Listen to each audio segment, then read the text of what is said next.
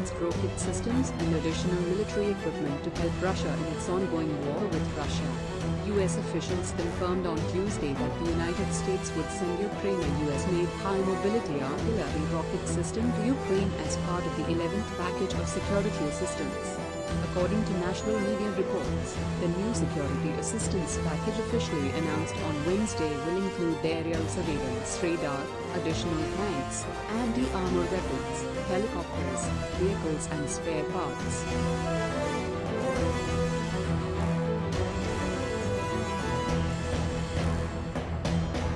Includes the M142 High Mobility Artillery Rocket System, missiles that have a range of around 80 kilometres or 50 miles.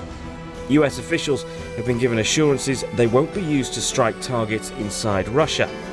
The missiles will be welcomed in Kyiv. They've been requesting them for some time and their military is losing ground in the east.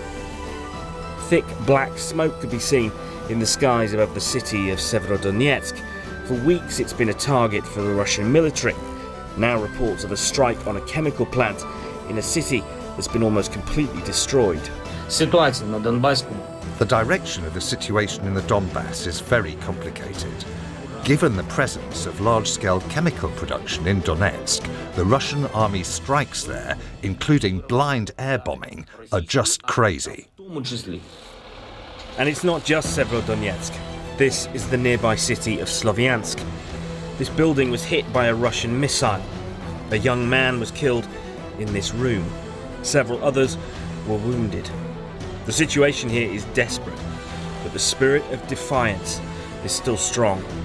So does the desperate exodus of civilians. The war has forced them to flee their homes. When, or even if they go back, is anyone's guess.